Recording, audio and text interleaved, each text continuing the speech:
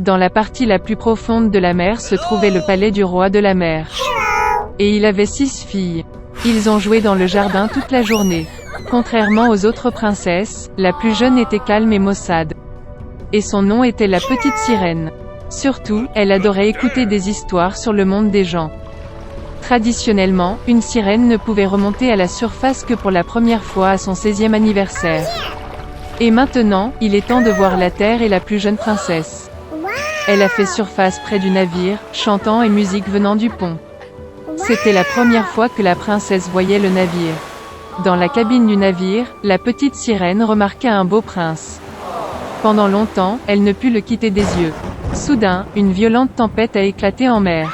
Le navire du prince a heurté un rocher et s'est brisé en morceaux. Dans l'obscurité totale, la foudre a éclaté et la petite sirène a vu le prince tomber dans la mer. Elle l'a sauvé en le ramenant à terre. Bientôt, le prince a été retrouvé par une fille qui passait. Quand il s'est réveillé, il lui a souri et l'a remercié de l'avoir sauvé.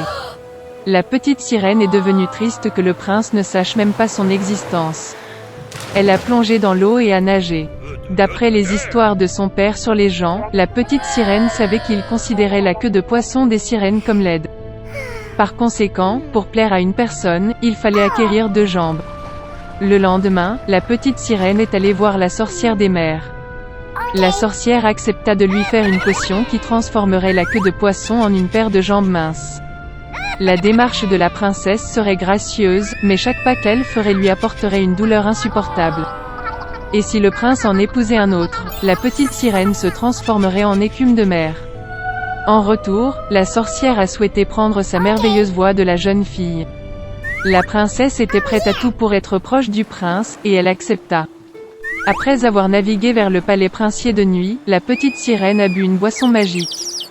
Une vive douleur la traversa et elle s'évanouit. Se réveillant dans l'après-midi, la jeune fille a vu le prince devant elle, et baissant les yeux, a trouvé 2 pattes au lieu d'une queue de poisson. Le prince a essayé de savoir qui elle était et comment elle est arrivée ici, mais la petite sirène ne pouvait pas parler. Malgré sa démarche aérienne et sa belle danse, elle ressentait une douleur terrible dans ses jambes.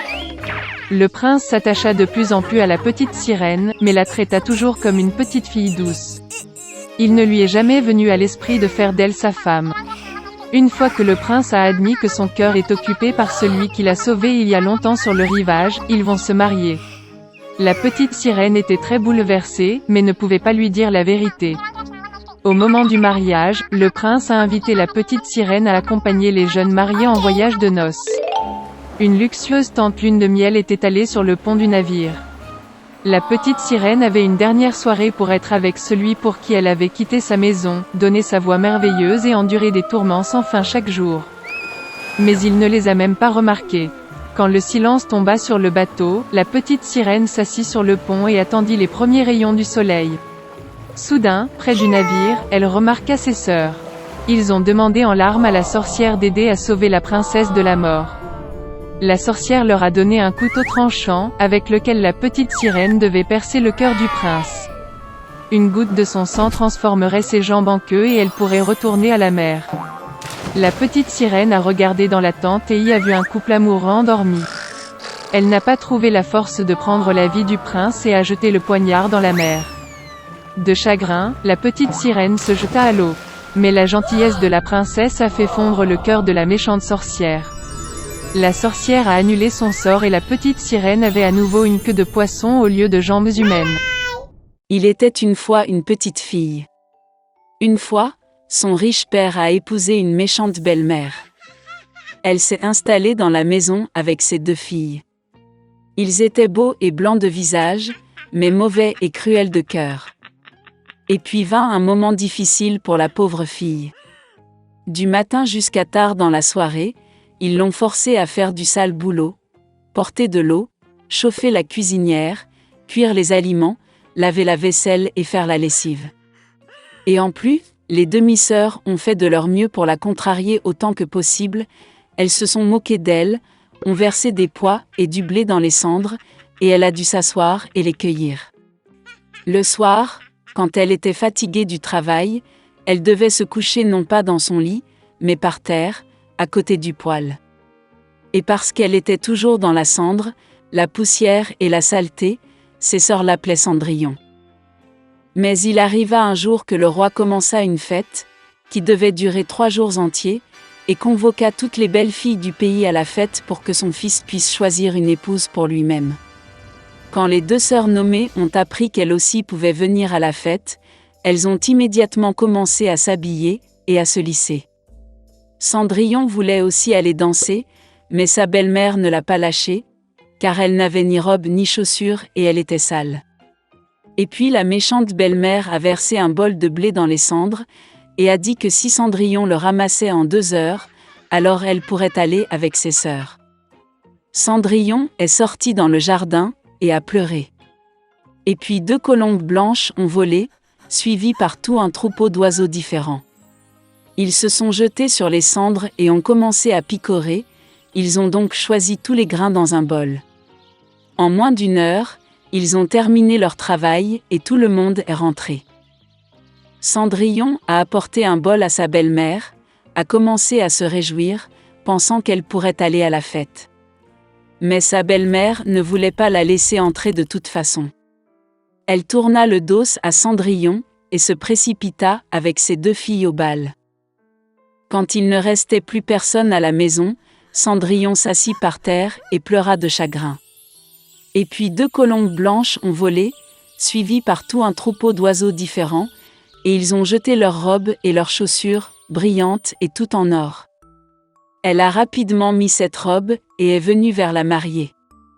Ils ont vu ses demi-sœurs et sa belle-mère et ont pensé que ce devait être une étrange princesse, elle était si belle dans sa robe dorée. Il ne leur est jamais venu à l'esprit que c'était Cendrillon. Le prince est venu à sa rencontre, lui a pris la main et ils ont commencé à danser. Et il aimait tellement Cendrillon qu'il ne voulait danser avec aucune autre fille. Elle a dansé jusqu'au soir et a voulu rentrer chez elle, mais le prince lui a demandé de la voir partir. Il voulait savoir de qui il s'agissait et où elle vit. Mais Cendrillon s'est enfuie de lui et est montée sur le pigeonnier. Le prince a ordonné de détruire le pigeonnier, mais il n'y avait personne dedans. Et nulle part près il ne pouvait trouver son bel inconnu. Personne n'aurait pu deviner que Cendrillon a été sauvée par des pigeons qui l'ont ramenée chez elle. Le prince était bouleversé et alla au palais la tête baissée. Et soudain, il a vu une chaussure, l'a soulevée, elle était si petite et élégante et tout d'or pur. Le prince a deviné que lorsque Cendrillon s'est enfuie de lui, la chaussure de son pied gauche est restée sur l'une des marches. Le prince était ravi et a ordonné de trouver la maîtresse de cette chaussure, et à qui elle convient, il épousera celle-là. Les parents sont revenus du bal, ils ont vu que Cendrillon dormait dans sa chemise sur la cendre, et une faible lumière était allumée près du poêle. Les 2 sœurs sont allées dans leur chambre, espérant que demain, elles seraient les plus chanceuses à enfiler la pantoufle d'or. Le lendemain, le prince est venu chez eux et a dit que tous ceux qui voulaient essayer la chaussure de sa future épouse devraient sortir. 2 sœurs sont sorties et la belle-mère a enfermé Cendrillon dans la maison et ne l'a pas laissé sortir. La sœur aînée l'a essayé, une petite chaussure. La petite sœur l'a essayé, la chaussure est géniale. Le prince était sur le point de partir, mais Cendrillon sortit par la fenêtre et courut vers lui. Et elle a mis une chaussure, et ça lui allait. Le prince la regarda dans les yeux et reconnut en elle la très belle fille avec qui il dansait. Il a pris Cendrillon, l'a mise sur un cheval, et est parti jouer un mariage avec elle. Et il a ordonné aux sœurs et à la belle-mère d'être enfermées dans leur maison, et de ne jamais les laisser sortir de là.